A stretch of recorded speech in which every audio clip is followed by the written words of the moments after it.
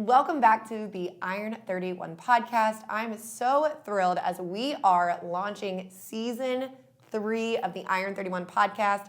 If you haven't already, go ahead and take a look back to season 2. It is all about how we can see God within our health journey, heal in different aspects of our lives, and heal from the things that could be driving us in our health journey or not driving us to take certain actions on our health. But today I am honored to have a guest on my show, and that is going to be the theme of season 3. We're going to bring on a lot of very, very, very wise women to share with you the wisdom that they have just throughout their life, talk about their purpose, talk about their mission, talk about their life, and bring you some amazing, amazing wisdom. And today I have Miss Audra Ames with me. She is a wonderful friend of mine. Actually, I met her through my best friend that she introduced us, and I had the opportunity to officially grab coffee with Miss Audra last week. And just the wisdom she shared, I'm so excited for you guys to hear it today. But Miss Audra, can you please introduce yourself? Yes. Hey, y'all. I'm Audra. I grew up in a small farm town called Leroy, Illinois. It's about 2.5 hours directions west of here. I went to Indiana State University where I met my late husband, Scot. He was commissioned to be a pilot in the Air Force, and I was coming here to Indy to be a financial planner. So we did long distance for about 2 years before we went down to Columbus, Mississippi, where Scot was an instructor pilot there. He tragically passed away in an aircraft accident in February of 2021, and then I moved back here to Indy in November of 22. So I just love Jesus and joy and hope, and just trying to inspire people to not let the circumstances in their lives affect them. Yes, and that is exactly why we have you here today, because I was just blown away by what you brought to our coffee that we had together last week. Just the wisdom that poured out of you, what you've walked through, and how you are just bringing that wisdom to others and bringing nurture to others who are walking through grief. And that's what we're here to talk about today. Before we go into that, you just told me something really cool before the podcast, and it was how you got your name. I just think it is so neat. So if you could go ahead and share that, I think it's a really cool story. Yes. So I was going to be Molly when my mom was having me, and she gave birth, and she's like, I don't really think she looks like a Molly. And so my dad said, hey, what about Audra? And my mom asked where that came from, and it was from the show Big Valley, which is an old country western show. So funny, and I can relate to that because my mom and dad, I was going to be a Tiffany, actually. I don't know if I've ever told my husband that. I was going to be a Tiffany, and they decided to call me Ashley, and it is off of a character off of Young and the Restless, which is a soap opera that my mom still has, like, tons of footage on, filmed, and, like, recorded, whatever they still do. So, yeah, we are both named after TV shows. Welcome to the life. But going back to your story, you are a financial planner, you said, Yep. Correct? How long have you done that for? Since 2018. Okay. Yep. So I graduated. I actually interned at the firm I'm at now. Okay. My last semester of college, and then I've been there since 2018, which makes me feel very old that it's been 6 years. Right. Because I very much still remember being the intern that was looking up to all the young, what I viewed at the time, just very young, but also tenured advisors, and thinking it's going to be forever till I get to be them, and now I am. Yes. I feel like it's happened very quickly. I love it. And you had shared with me a passion that you have in the financial realm, that you've kind of merged your personal story with the financial realm, and now you get to work with a specific group of people. Do you mind sharing that a little bit? Yeah, absolutely. I just have the distinct honor of working with other widows and divorcees, or women like myself who maybe lost a parent, who now find themselves with millions of dollars in inheritance and just want to make sure they steward it well, kind of moving forward in their lives. So it's been really rewarding to get to kind of share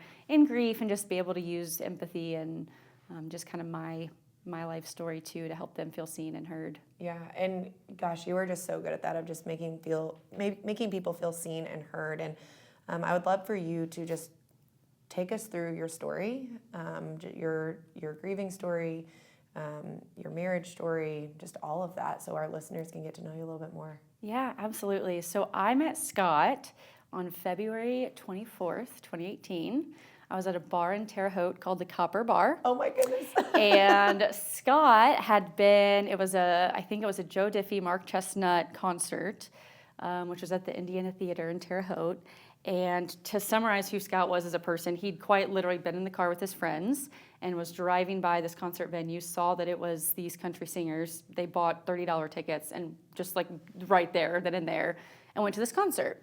Well, the bar that there were really two main bars in Terre Haute. There was the Bally, which is where a lot of the college kids go, and there was the Copper, which is where kind of the graduated but adult, more sophisticated. correct, people in Terre Haute went. They would have bands and live music there. And so anyways, but Scot hated that bar. He's like, this is not fun. It's where all the old people hang out. Well, that happened to be where my friend Haley and I were going that night because it was within 2 blocks of my apartment.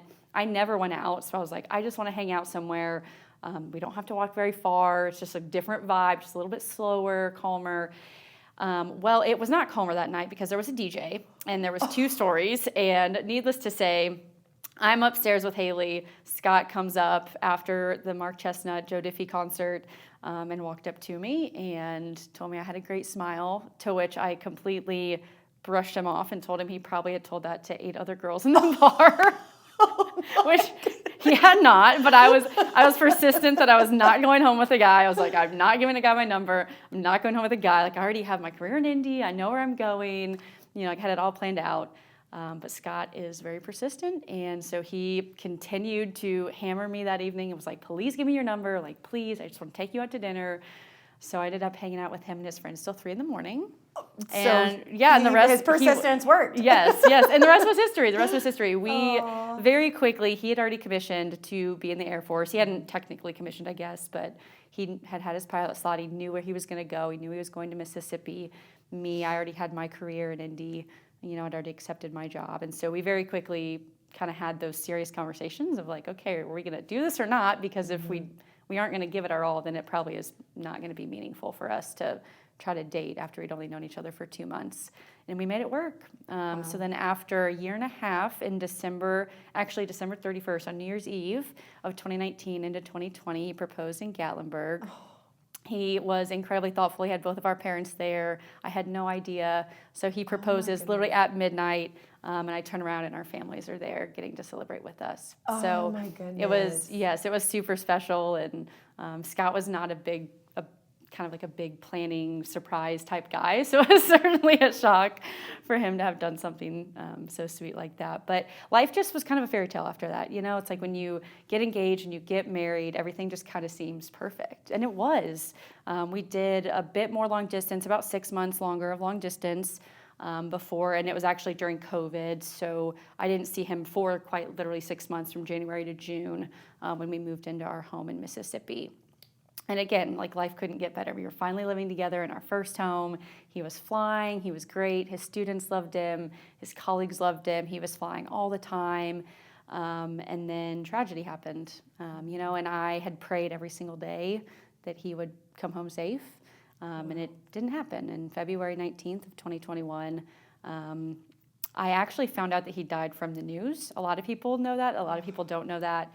But it was one of those things where these types of accidents are very heavily, I guess, covered on the news. And his plane had gone down in a public place, so it was near an Air Force base, but it was still public. And so I had been texting him, and he hadn't responded. And he was pretty good. He wasn't always great at FaceTiming, but he was always great at least texting me like I landed. And I thought he should have landed.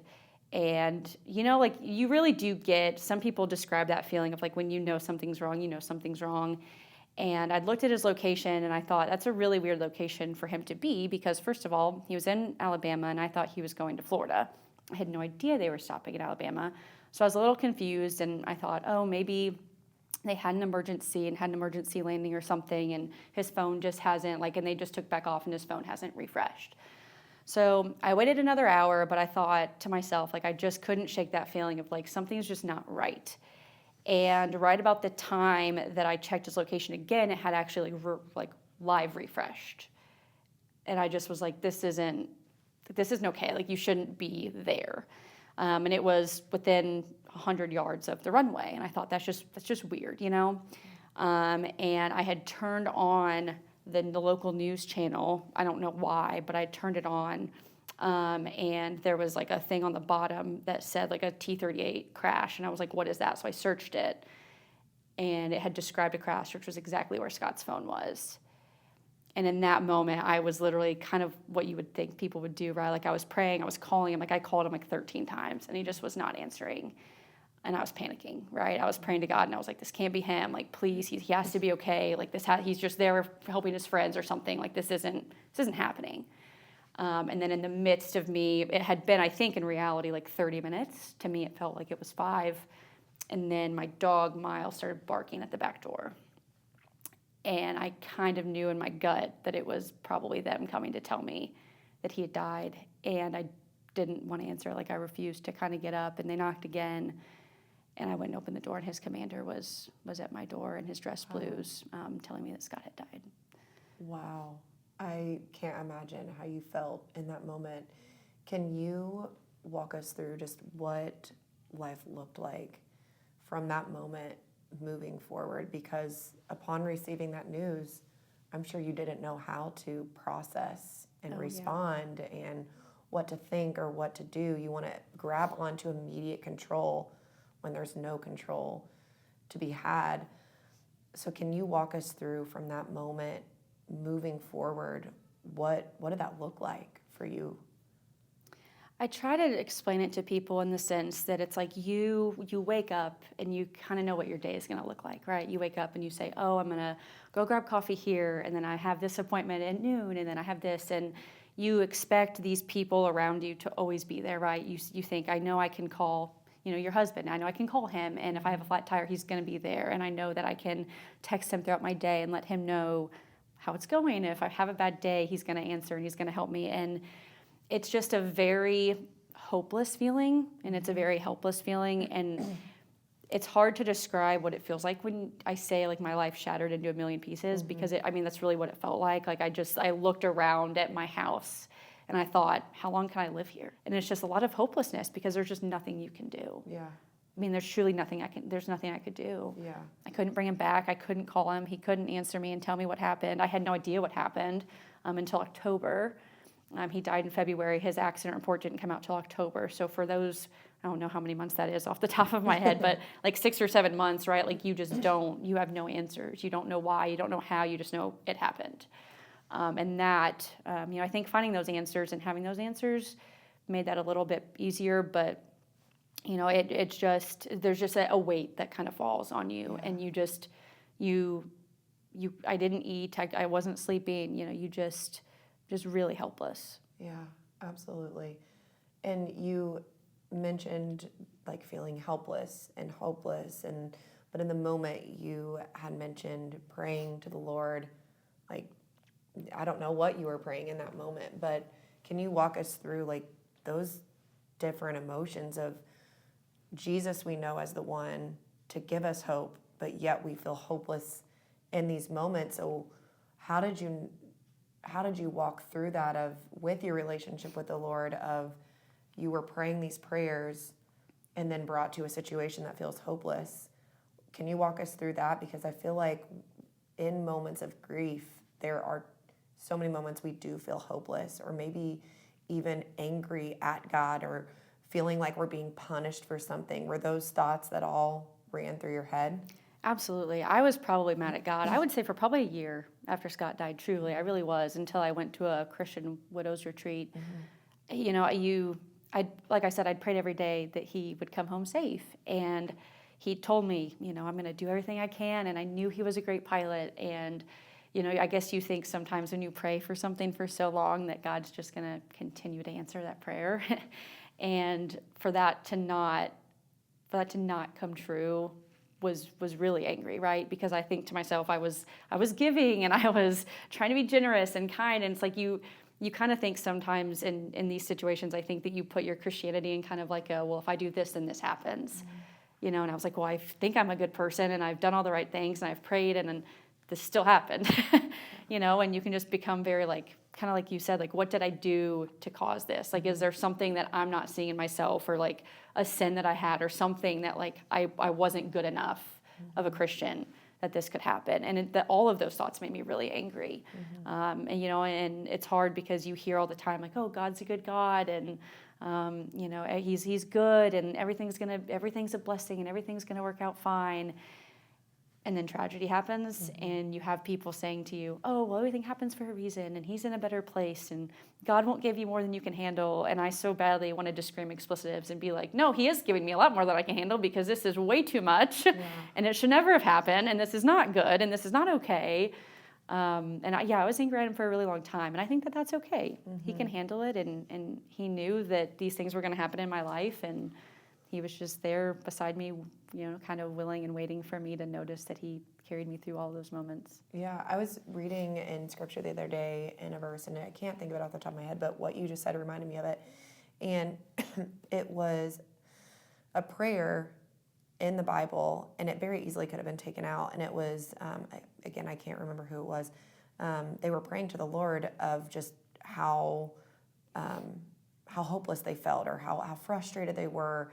And it really hit me, and I think it was actually after our conversation I feel like sometimes when we pray to the Lord, we feel like we can't have those conversations with him. Like yes, we need to honor him and praise him, but at the same time, the relationship should also be those vulnerable and honest conversations of, I'm upset, I'm angry, here's where I'm at. There's a couple questions that I have off the top of my head, but since we're right here, what were your conversations, if you don't mind sharing, with the Lord, and how did you notice them change over time through your healing? Yeah, at the very beginning, a lot of it was just help. I mean, a lot of it, I just didn't have much. Some of them were just tears. I would just get in those moments of like wanting to pray to God, and the only thing that I mustered was tears. And I knew in my heart in those moments, like, God knows what I'm feeling. He knows. And over time, I don't remember when this was, in my early grief, but my youth pastor from high school had FaceTimed me, and he had told me that he's like, God can handle your anger. He's like, it's okay to be angry, and you're going to be angry, but God can handle it, and he knows. And he said, Jesus wept with us too, and God didn't want this to happen. It did, because we live in a broken, sinful world, but Jesus is weeping with you. Like, he didn't want this to happen. And that, to me, made me feel a little bit more seen, because I think at that time I felt very alone, because even though people lost their friend, Scott's family lost their brother and their grandson and their son, and I lost my husband, it's just very different griefs and very different feelings, and you just feel like I don't have anyone that's there. And so when my youth pastor had said that to me, I thought, okay, well, at least God knows how I feel, and God knows where this is going to go, right? Like, only God is the only person that knows how I'm going to get through this, and hopefully someday, because at that point in time, you really can't see the light at the end of the tunnel. Someday I'm going to smile, and I'm going to have hope, and I'm going to have joy, but you just don't know when that's going to happen. And that, to me, giving up that control to say, it's not going to be today, that's not going to be tomorrow, but at some point, I'm going to smile, and I'm going to find joy, and God's going to be able to say, like, a few more days like this, just keep one day at a time. And so, they started out very just kind of wordless prayers, and then very quickly became kind of a, like, God, how do I get through this day? Or, God, show me blessings today. Or, God, help me find something to smile today.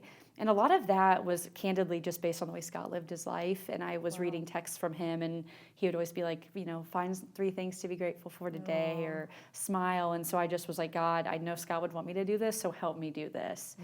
And those little things just kind of gradually over time helped me to get to a place where, I just was able to see the blessings in the day instead of all of the heartbreak. Yeah, absolutely. I imagine that took so much time. Much time in healing. You've even already mentioned that there are still moments that you're angry, because that healing process is continuous. And so you're saying things that did help you. What about the things, we have the listeners who may be grieving that can relate to everything you're saying, but we also may have listeners who may be walking alongside someone grieving. And for me, nurture through grief is one of the hardest things to do for someone you're in a relationship with, whether that be a sister, a friend, a parent. For some reason, grief seems to be the one thing we don't know how to serve others. So can you talk about from a friend standpoint, from sibling, parent standpoint, those around you who are in your inner circle, can you talk about what was helpful but also not helpful in those moments of healing? Yeah, I'll start with what's not helpful. Just get the negative out of the way first. Absolutely. I know we talked about it at our coffee, but a lot of the platitudes of he's in a better place and everything happens for a reason, saying those sorts of things are completely unhelpful. And I know that they come from a place of love and kindness, but all they do is just make people like me more angry, right? Like people that are grieving, it just makes you so much more frustrated because you want to be seen and heard by the people around you. And when people say things like that, it makes you feel like they're not seeing your pain and they're not seeing reality. And it's almost like they're trying to put a Band-Aid on it and say, oh, well, saying this will make it okay, or saying this will make you feel better. And it just doesn't. I think the things that are the most helpful are being very clear about what you can do to help, first of all. So saying, I will do your laundry today. I'm bringing you a casserole today. I am going to clean your house today. I'm going to take your dogs out. I'm going to watch your children. I'm going to just being very clear about the things that you can do, because asking someone, what can I do? They don't even know, right? Like they don't even know. They might just need to take a shower. Yeah. Right? Like they may need you to just get them into the shower and just be their accountability person to say, I'm standing at the door, just take care of yourself for 5 minutes. But just being very honest with yourself, saying, what can I do? And don't try to do too much, right? Like don't try to do things that you can't do. If you just simply are saying, I'm going to sit here and pray with you, or I'm just going to sit here and be silent and we can watch a movie, like whatever you're comfortable with, doing those things and just being very clear about the things that you can do. Yeah. But the biggest thing we can do is just be willing to be uncomfortable. Yeah. Because it is really uncomfortable to ask someone, how are you doing today? How are you doing right now? And for them to say, I'm doing terrible. I'm really angry. I'm really heartbroken. I'm feeling really helpless. There's not really much you can say to that, right? Like there's not much you can do to change that feeling. But what you can do is say, I don't know how to help in this moment, and I can't say anything to make that better, but I'm going to sit here and be here with you. Yeah, wow. And that enough is, that is an incredible way to support someone. And again, being willing to be like, that's a really uncomfortable feeling for me to sit here and hear you say, Ashley, if you were to say, I'm feeling really terrible today, we want to fix that. We are fixers. Yeah, problem solvers. Yep. Exactly. I want to fix that feeling and say, okay, well, what can I do for Ashley in this moment to make that better? Can I make her laugh? Can I get her food? Can I whatever? But in grief, there's just not much you can't fix that for someone. Yeah. And there's really not much you can say or do to change those feelings. That is so powerful that you just said that, because like you said, like we are so innate to problem solve or to fix, coming out of a place of care of like, I want to help this person.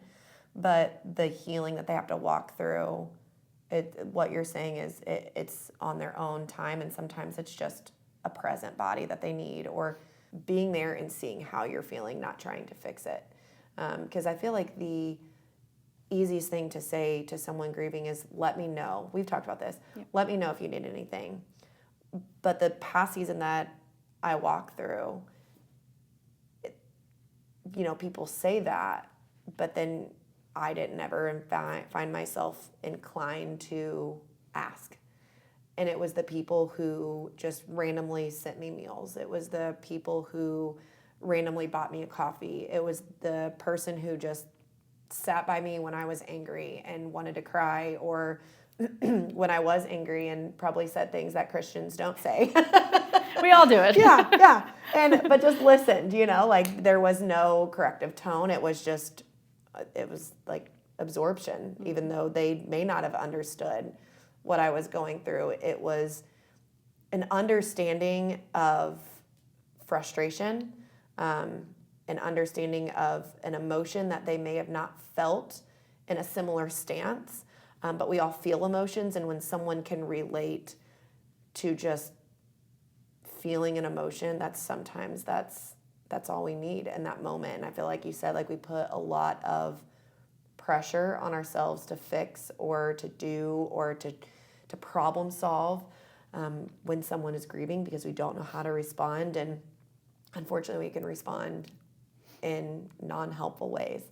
Now, you had also mentioned during our coffee together, there was this amazing perspective that you brought up on the science of grieving. And it was a recent podcast that you had listened to. Can you go into that a little bit? There were some nuggets in there that was just absolutely mind-blowing and wisdom-filled and also healing-focused that you mentioned. Yeah, absolutely. So I listened to the Andrew Huberman, the Huberman Lab podcast. It was an episode from late 2022 about the science behind grief. And so it's not trying to be like, oh, this is how you fix your grief with science or anything like that. It was just this is what happens when you grieve in your body. And these are the things that you can do to just try to make that a little bit easier on yourself, if that makes any sense. Certainly not this is how you fix your grief, but just this is what happens, this is what you can do. And I am someone who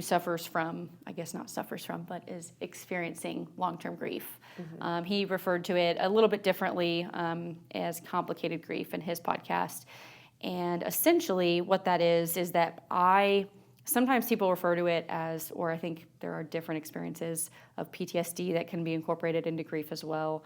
I'm not a therapist or a psychologist, so I honestly can't ascertain all of that, but it's okay. I've heard it all through the years. But he was talking about how when we think of the people that we love in our lives, especially when we grieve, we think of them in our relation to us in time and space. So with Scot, for instance, when he was alive, and I thought about him, I thought, okay, he's flying, so I'm not going to hear from him for 2 hours, but I could go to the base and see him, or when he lands, he could call me. And you kind of rationalize, okay, this is how quickly I can get in contact with someone. Where they are most of the time in time and space. Or my sister, I thought today, I wanted to call her. I knew she was at home. She was 15 steps from me, and I could text her in 2 seconds, she would answer. Well, when you grieve someone who's lost, your brain tries to rationalize, where are they? So with Scot, my brain, because we did long distance for so long, is thinking, well, we know he's dead, and we saw him in his coffin. We know that he is dead. But my subconscious brain thinks, well, no, don't be that sad. He's just gone, and he'll come back because he's just off deployed or something, right? Mm-hmm. And it doesn't make logical sense. But your brain just tries to rationalize and make it less painful for you. So it says, he's actually just away and he's going to come back. So, you can't seriously fall for someone you're dating because he's going to come back. You can't do that to him, or things like that. And so it kind of creates this dichotomy in your head where on one hand, I know he's gone. But then on the other hand, I have kind of this, a little bit of hope, I guess, of if I text him or I do whatever, he's going to see it and he's just gone and he's going to come back. And those things can be really hard to manage. Yeah. Is that something that you are still noticing today? Mm-hmm. Yeah, absolutely. Where do you feel like that still affects you in your day-to-day? Shout out to my therapist. She certainly gets her money's worth. But I was talking with her last week or 2 weeks ago, and we were talking about that because I still drive Scot's truck. I still have his clothes hanging up in my closet. And we were kind of talking about how it's this circle of grief in a sense, because I'm not ready to get rid of that stuff. But then on the other hand, it's kind of supporting my subconscious brain thinking he's just going to come back because his truck is still in the garage. I still have his hunting stuff in my garage and his fishing stuff. His clothes are still hanging in my closet.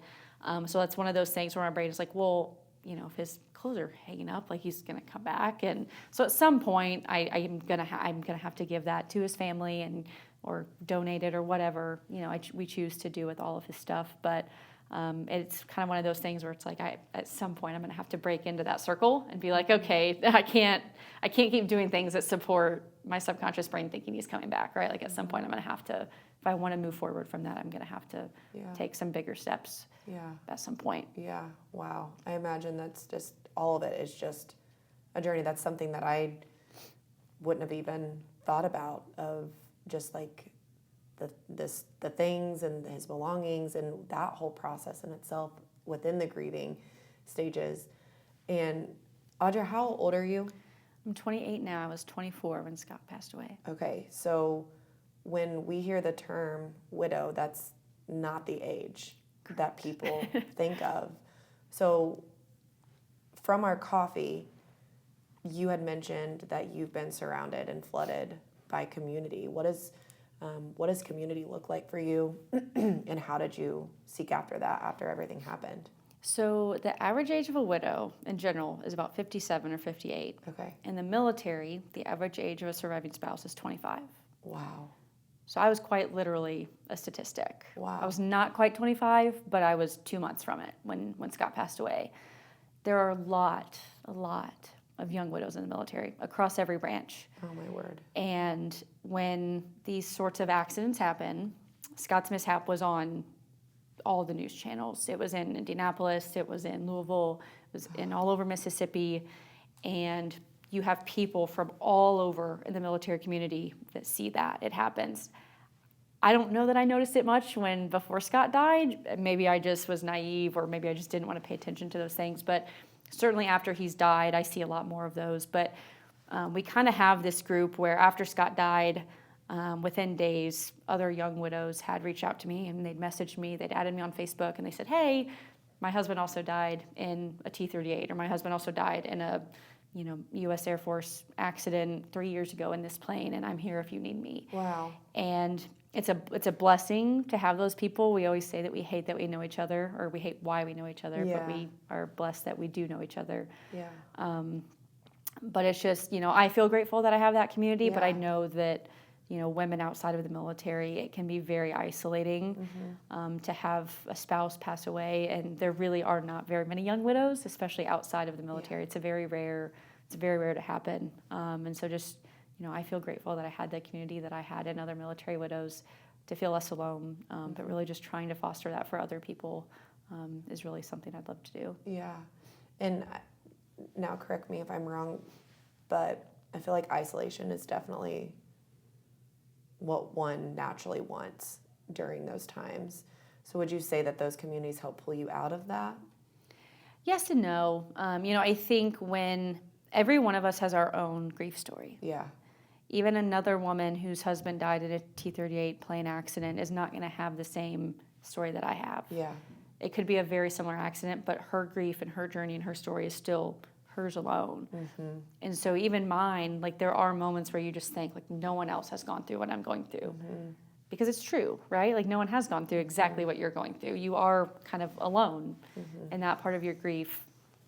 And there certainly were times, I'm an introvert, so I loved being alone and just being in our home with my dogs, just being able to feel all the things I needed to and cry and not worry about what people are going to think, because it's been 2 years and I'm still crying about, something. But there also is a part of it where when you have people that have gone through something that you have, and you can text them and say, hey, what was it like when the Air Force came to your house 72 hours after your husband died and was asking you for a full week's history of what he did and when he ate and if he exerted energy and if you guys had a fight and all these things, to have someone else say, yep, I went through that and that was terrible and I'm sorry.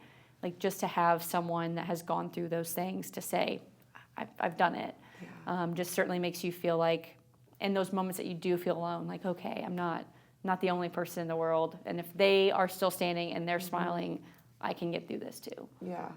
So I know you are very strong in your faith, and your walk with the Lord has just been absolutely such a beautiful testimony of what we feel when we're going through grief, those anger feelings, those frustrations, that doubt, that just maybe it's a pool of emotions that we can't even process. But I've also heard you talk about joy and talk about Jesus and wanting to spread the love of Jesus. So what are some scriptures that you went to throughout your time of this grieving that you've been able to pull from and connect with the Lord and hear his voice throughout all of this? The book of Job, I think I've read it probably 15 times. Yeah, yep. In the last 3.5 years. It was one that when I read it, you can feel Job's anguish, right? You can feel how angry and just self-loathing, and he just goes at God. And he's like, why did you take my family? And why are you doing this to me? And why am I sick? And, it's just all of these emotions, and you can feel them. And if you've ever grieved in any form or fashion, you're going to empathize and see yourself in Job. Mm-hmm. Job is going to describe at some point how you felt. And you watch as his friends try to comfort him. They try the platitudes. They try the, well, you're not righteous if these things have happened to you because the world is justice and this is how it works. And they're wrong. We know that. But we also see them trying to help him make sense of what's going on, right? Yeah. We've all probably dealt with that too, where we had people in our lives that really they had a good heart and they were trying to say things and do things the right way, but it just wasn't supportive, wasn't quite hitting the mark for what you'd hope they would say. And you watch as God allows these things to happen. And if you stop reading the book halfway through, you don't see the end where God blesses Job, and you in the details, Job is a little prideful, and so God really shows him through these trials how to remain faithful and how to rely on God and how God will carry you through when you can't carry it through yourself. But I don't always like to point that out because I think people can say like, oh, well, there's always a lesson and a reason that, well, what am I doing wrong that God's making me go through this? And I don't think that's necessarily the case for Job. It was. I don't think for most people it is. But I think what I got out of Job that's hit me time and time again is just how he was so faithful. And as we go through things in our lives, God will give us more than we can handle. And we will be angry with him. And we are in a sinful world where we have free will, and whether it's the consequences of our actions or the consequences of others, all of us at some point are going to experience a tragedy. God promises us that. We're not in heaven yet. Right? Like we're the aglet of the shoelace of eternity, right? Like this is such a small part of our lives. And if we remain faithful, God will do incredible things through your faith. And when I was in those moments and I was reading Job, I thought to myself, is there another woman out there who is grieving that if she watches me keep my trust in God, that she will also do the same? Wow. Or, is my family watching me? And if I become angry at God and I say, well, he's clearly not good, what are they going to do, right? And then I also thought, what is my heart going to do, right? Like, this is the only hope I have. On the days when I quite literally couldn't get out of bed, the only hope I had was God is going to make this good someday. And that's the only thing that I thought I have to live for that moment, right? Like I have to live for the moment that God will bring me hope because that's all that I had. And, then I think too, combined with Job, that our faith in God is faith. Right? Like you have to believe in something that you cannot see. And he gives us the free will to decide, do I want to believe in this and have hope in this, or do I not? Wow. And that is faith.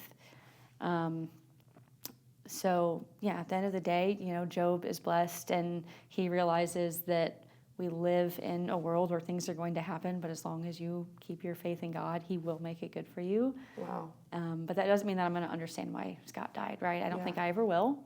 It's like children dying of cancer. I'm never going to understand why that happens. Bad things happen to good people all the time, and I don't think that we're not God, and we can't rationalize those things in the greater scheme of his plan for the world. We just can't. But what I do know is Scot's in heaven, and I'm going to get to see him again someday. And when I meet him, I want him to see all these stories of how I made people laugh and brought more people to Jesus. Wow. And that's kind of all I can do. Yeah. Okay, one thing that you mentioned during our coffee was that you were very grateful for the time that you got to grieve. And I personally feel like that is very lacking in our culture today. We get a few days to do funeral arrangements, to process our emotions, and then it's usually right back to work that we go. But you mentioned how grateful you were to have those 4 months. So I would love for you to talk to, the general person going through grief who may not have that time, and what would you suggest voicing? What would you suggest to them that may not have that time? Yeah, that's a hard one because I know that I'm coming from a place where I was very fortunate. I had 4 months of paid bereavement. Which is very uncommon to have that long. Typically, people have a few days, and then they have to choose to go on disability in order to continue getting paid. Or their company just says, sorry, you either have to come back or we're letting you go because we aren't going to support you through that. And it's very heartbreaking, and I've heard stories of people that I know that have gone through that. I think being completely honest with yourself, like I said, it's hard because I know that I had the financial support where I could, even if my firm was not going to pay me to take those months, I knew I was going to have to take them regardless because I just was not able to come back. But I know that a lot of people don't have that ability in order to maintain their lifestyle and provide for children and have a home and electricity and food. Like they do have to keep going, especially if their spouse didn't or parent or whatever didn't have life insurance and didn't have the ability to maintain care after they passed away. Funerals are expensive. So I think if I'm speaking to someone that falls in that category, I would just like to tell them to just be very honest with yourself. And even though you may have to go back to work and you do have to provide, like still take the time when you have time to yourself, or if you're with your children and their grief is coming first, just being as honest with yourself as possible about your grief. So whether that means that you need to take one day a weekend if possible, or an evening, or finding a group at a church, or finding something to help you get through that. Just don't push it down because it comes out at some point. Yeah. So just making sure that you, whatever your life looks like, just taking the time to be honest with people around you and yourself about like, yeah, this day is really hard and I need to take the morning and I need to take the evening or the day or the week or the whatever it is, just being really honest with yourself. Yeah. And asking for help and not being afraid to ask for help. I know that there are many churches that do help families. There's nonprofits that do help provide, or foundations that help provide support for families who are taking the time and aren't getting paid. Yeah. Wow. So just trying to find those, which I know it sucks, and not having to look for those things, but they are out there. Yeah, that's so good to know. And that, like you said, it's so easy just to go back to normal because it's what feels normal. So we want an ounce of normal, but then that turns into just never processing and never getting in touch with your grief, and never recognizing how important it is to take that time to grieve. And we talk about that in my Nehemiah devotional, actually, of how Nehemiah heard this tragic news about how the wall in Jerusalem had fallen, and he took 4 months to grieve. And in that grieving, he didn't take any action. His only action was prayer and grieving and healing from the news that he had received. But it's so easy in times of grief, no matter what that grief is for, to act in ways that's not acting on the grief, but just to get back to a sense of normal. But then it's just all it's doing is pushing. And like you said, it just comes out at some point, whether that's years later, months later, weeks later, an explosion in emotions, or maybe even losing touch with ourselves. So it's so important. Thank you for going through that. You have a big weekend coming up. I don't want to go away from this podcast without talking about that. So tell us a little bit about what you are doing this weekend, but my favorite is the story leading up to it. Like, I feel like what you're gonna say is like, oh yeah, I have this, but like, please tell us how you got here. Yeah, I will be competing in Miss Indiana USA. Oh my goodness, yes. On Friday and Saturday. Yes. I got there on a complete whim. My friend Tara had competed in Miss America back many years ago, and for Miss Virginia. She won Miss Virginia. Okay. And I had told her that I wanted to talk about grief and Jesus and hope and all the things. And she said, you should do a pageant. It'll give you great practice being on stage. You'll get stage presence. You can meet with people. If you win, you have a platform. Like, be perfect. Yeah. So I thought, okay, good idea. So this was back in November of 22, and we look at pageants, and I'm like, I'm going to be a little too old, and I've never done a county pageant, never done a pageant in my life. I love it. And I looked at all the information, and I'm like, Tara, this is just simply not going to work. Like, first of all, like, I've been widowed. You can't have been widowed to compete. I'm also going to be too old. Like, this just, it's impossible, right? It's impossible. And I vividly said to her, but if God's going to make it happen, he'll somehow make it happen. Well, what do you know? In September, the USA system relinquished all their requirements. So now you can be whatever age, you can be widowed, you can be married, you can be a mom. So I put in my information form, and they just asked, like, who recommended you to compete? You had to recommend someone else to compete.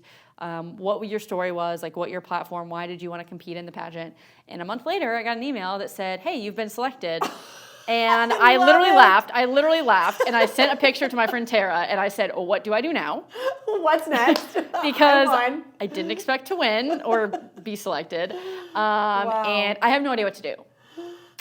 So that is my favorite story. Now here we are. It's already my favorite story. Now here we are. I love it. And if I win, it would be even crazier. Absolutely. And you're competing this Friday and Saturday. This Friday and Saturday. Now, you did tell me a story that I think is absolutely hilarious, if you don't mind sharing. Is there some things that you've learned upon the things that you wear? Do you care sharing that story? Yes. So in the swimsuit competition, Yes. if you do not put butt glue on the bottom, your swimsuit will move. No idea. No idea. Your swimsuit will move. All of our listeners are going to be wearing butt glue now at the local pool, just, Yeah. And it does come off with water, so... Just tan. Just lay out. Yeah. But it doesn't ride up. It doesn't move, That's how they don't move. Stays where you want it to stay. I've always wondered. Yeah, stays where you want it to stay. Yeah. Oh, my. So you're learning all the things. Yes. All the things. What are you looking forward to most?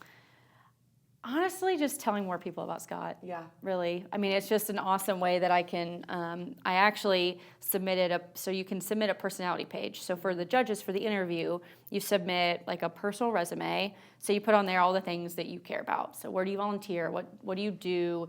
If you were to win, what are you going to talk about? What are you going to accomplish? Those sorts of things. But then you can also submit a page that you design on your own, and you can make it whatever you want. Wow. To tell the judges about you. And so I put Scot on there. That is amazing. And linked a video to his squadron dedication to him after he passed and his naming and stuff like that. But just being able to tell more people about him, because he really he was the epitome of just a good person. Wow. Like, he truly would give the shirt off his back to anyone. He was hilarious. He was just truly the life of the party. Like, I know everyone describes people who have passed that way, but he really was. I mean, he made everyone feel like his best friend and truly lived every day like his last, and so that's how I honor him, is by doing the same. I see that in you. Like, I just love how you replicate that, and you are so honorable towards him. Your words towards him it's admirable. It really is. You're just always honoring him, loving him, your words about him. I mean, honestly, like, I met you through my best friend, and every time I hear her talk about you, it is how much she loves how honorable you are towards Scot, and how just loving you are in your words, and how you continue his legacy in your words. She actually even said how beautiful of a writer you are, and it's just, like I said, it's admirable. That's truly a word to describe you, of just how much you honor him and love him, and I hope that you get that platform to be able to just extend that and extend his story and his legacy and what he brought to this earth, and all the things that you describe him. But I truly do see that in you. Like, you are always such a joy to be around. Your smile is beautiful, so whether you wanted to believe it in that moment or not, it is beautiful. Our listeners will be able to see that as well. But you truly are such an incredible person, and the words that you share with others is just so impactful. You impact me just in our coffee meeting and listening. I mean, there are things that you shared today that we weren't able to talk about on our coffee, which we could have stayed there literally for 4 hours, let's be real. Literally. But even today, just like the words that you share, just so impactful, because either when we're grieving, we don't know how to process it, we don't know what healing looks like, or we don't know how to walk others through it. Okay, this is one of my favorite parts of the podcast. It's just some rapid fire questions to get to know you, and I've gotten some really funny answers from this that I'm very excited for our listeners to hear. But this is just so our listener can get to know you a little bit more. So first and foremost, how can our listeners find you or get in contact with you? Audra_Ames on all platforms. Okay, perfect. I think you are just a wealth of wisdom, and want our listeners to be able to connect with you. And what are some things that you enjoy outside of the financial world? Quite boring. Laying on the couch, cuddling with my dogs is probably the most enjoyable thing that I like to do. Same. I love it. What are your dogs' names? Miles and Rowdy. Okay, and what Rowdy kind are was they? named after Scot. He actually was Oh. born the night Scot died. Wow. And then Scot was named Rowdy. That was his call sign after he passed away, so I named him after Scot. Oh my goodness. Can you tell that story? Were you aware? Yes. How did you find out that Rowdy was born? By one of Scot's friends. I had told, also don't get a dog when you're grieving. You don't have patience. I don't know how we survived. We made it by the grace of God, truly. Yes. But yeah, my friend, I had told her, I'm like, man, like I'm going to be in bereavement for a few months. Like, maybe now is the time to get Miles a sibling, because he doesn't do well alone. Miles was Scott's dog. He's a Beagle Basset. Rowdy's a Beagle. And I told her I wanted a Beagle. and she somehow said, hey, my friend is breeding beagles. And I was like, oh, well, that's perfect. Oh my goodness. So I reached out, and the lady said, yeah, they're going to be, I don't remember if I reached out to her, the months are a blur. I don't know if it was after or before he was born, but regardless, we got him in April after Scot died, and the lady was like, oh yeah, they're 8 weeks old. And my friend Monica said, well, if they're 8 weeks old, when were they born? And so I asked the lady, and she's like, oh yeah, the night of February 19th. And I was like, I'm like, this is really weird. Are you kidding? Not kidding. That was pretty wild.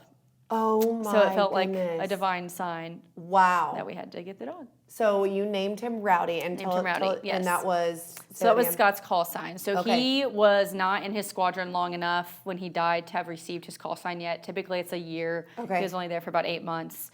But it pretty much just describes him. Wow. In a nutshell. So that was his call sign that he received. I got to sit in the chair and receive it in his place. Oh my goodness. On his birthday after he passed away. Wow. Just like all the dates, like that is crazy. Lots oh my of little goodness. God signals.